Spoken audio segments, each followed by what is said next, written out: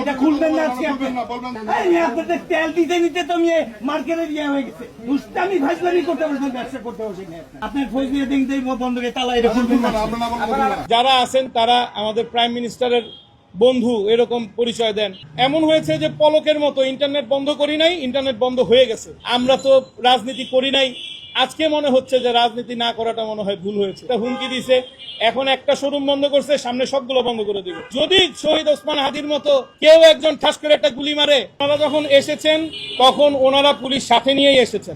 Police নিজেই দোকান বন্ধ করেছে, এখানে মব সৃষ্টি করছে, পুলিশ বন্ধ করে দিছে। ওসি সাহেবের সাথে আমার টেলিফোনে কথা হয়েছে, ওসি সাহেব বলল যে আমরা দোকান বন্ধ করি নাই, দোকান খোলার পারমিশনও আমি আপনাকে দিতে পারছি না। তো উনি বললেন যে যারা বন্ধ করছেন তাদের সাথে যোগাযোগ করেন, তাদের সাথে কথা বলে তারপরে ওপেন করতে পারলে ওপেন করেন, আমি কিছু করতে পারবো না। এমন হয়েছে যে পলকের মতো ইন্টারনেট বন্ধ করি নাই, ইন্টারনেট বন্ধ হয়ে গেছে। তো ওনারা বন্ধ করছে, সিসিটিভি ক্যামেরার মধ্যে আছে, আপনারা আমাদের সিসিটিভি ক্যামেরা দেখতে পারেন, মার্কেট কর্তৃপক্ষের সিসিটিভি ক্যামেরা দেখতে পারেন। ঘটনার দিন রাতে আমাকে হাতিরঝিল থানা ওসি তিনি আমাকে ফোন দিয়ে বললেন যে এই ঝামেলাটা এখানেই আপনারা সমাধান করে নেন, নিজেরা সমাধান করে নেন, কারণ ওনার সাথে আপনি পেরে উঠবেন না। ওনার অনেক ক্ষমতা, অনেক পাওয়ার, আমাদের মাননীয় প্রধানমন্ত্রী তারেক রহমান সাহেবের বন্ধু, সেই ক্ষেত্রে ওনার সাথে পেরে উঠবেন না, উনি আমাকে বদলি করে দিবে। তো এইরকম ভয় পাওয়া লোক দিয়ে এরকম একটা এলাকা চলতে পারে না। না না না, কোনো ম্যাজিস্ট্রেট ছিল না। ম্যাজিস্ট্রেট কেন থাকবে? আমরা এখানে কোনো 2 নম্বরই ব্যবসা করি না, আমরা এখানে লিগ্যাল বিজনেস করছি।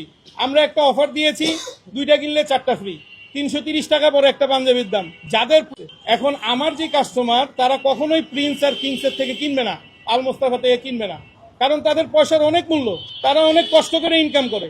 সুতরাং তারা তাদের কাছে যাবে না, তাদের কাস্টমার বেজ আলাদা, আমার কাস্টমার বেজ আলাদা। আমার কাস্টমারও তাদের কাছে যাবে না, তাদের কাস্টমার আমার কাছে আসবে না। তো তারপরও তারা একটা আক্রমণাত্মক পরিবেশ তৈরি করে পুরো মার্কেটের, তাদের স্টাফ সহ, তারা প্রত্যেকটা ব্যবসায়ী সহ, আরো কিছু বাইরের লোকজন সহ তারা আসছে, এবং আমরা সবসময় একটা আতঙ্কে থাকি। যারা আছেন তারা আমাদের প্রাইম মিনিস্টারের বন্ধু এরকম পরিচয় দেন।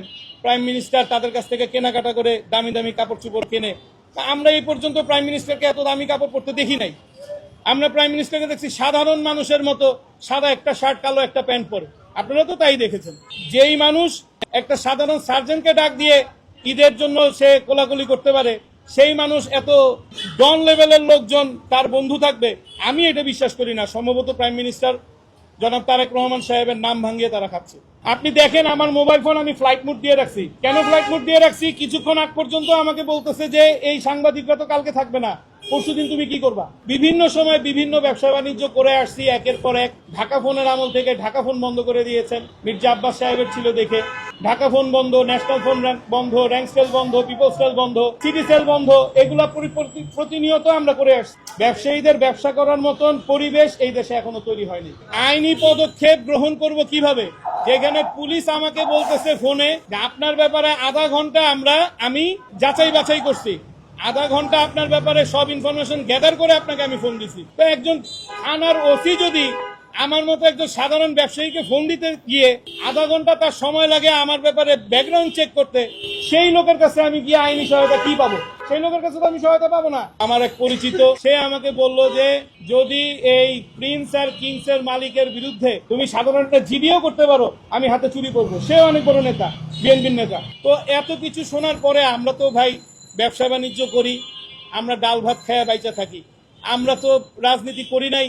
আজকে মনে হচ্ছে যে রাজনীতি না করাটা মনে হয় ভুল হয়েছে। এই সিন্ডিকেটের যে সদস্যরা আছে তারা আমাদেরকে একটা হুমকি দিছে, এখন একটা শোরুম বন্ধ করছে, সামনে সবগুলো বন্ধ করে দিবে, এবং আমি হয়তো আবার প্রবাস জীবনে ফিরে যাব, এবং বাংলাদেশে হয়তো আর ব্যবসা আমার করা হবে না। পুলিশের এসআই তো সম্পূর্ণ মারমুখী ছিল, এবং পুলিশের এই গেটের সামনে 4 জন পুলিশ অফিসার দাঁড়া করে দিছে, দাঁড়া করে দিয়ে তারা বন্ধ করে রাখছে। রাতের দিকে ওসি সাহেব আসছিলেন প্রিন্সের দোকানে, সেই ভিতরে মোটামুটি অনেক লম্বা সময় ছিলেন। তখন এই যেহেতু ভিডিও ভাইরাল হয়ে গেছে, আমাদের গ্রাহকরা ভিডিও পোস্ট করে দিছে, ওসি সাহেব তাদেরকে এই দোকান থেকে সরাই দিছে। এর আগ পর্যন্ত এই বাইরে যে লাইট জ্বলতেছে, লাইটটাও জ্বালাইতে দেওয়া হয়নি আমাদেরকে। যে একজন থানার ওসি তিনি যদি এত ভীতু হয়ে যায়, আমি তো সাধারণ মানুষ, আমি কোথায় যাব? আমি কোনো আইনি পদক্ষেপ নেই। বর্তমান আইন ব্যবস্থার উপর আমার সংশয় আছে, আমি ভীতু। তাদের কাছ থেকে আমি পরিপূর্ণ ইনসাফ পাবো এই বিষয়ে আমার শতভাগ অনিশ্চয়তা আছে। আমি স্বরাষ্ট্র মন্ত্রীর মহোদয়ের কাছে অবশ্যই জানাবো যে আইন শৃঙ্খলা বাহিনীদের আসল কি কাজ সেই কাজটা তাদেরকে একটু বুঝিয়ে দিবেন, যাদের কারণে বর্তমান সরকার প্রশ্নবিদ্ধ হবে।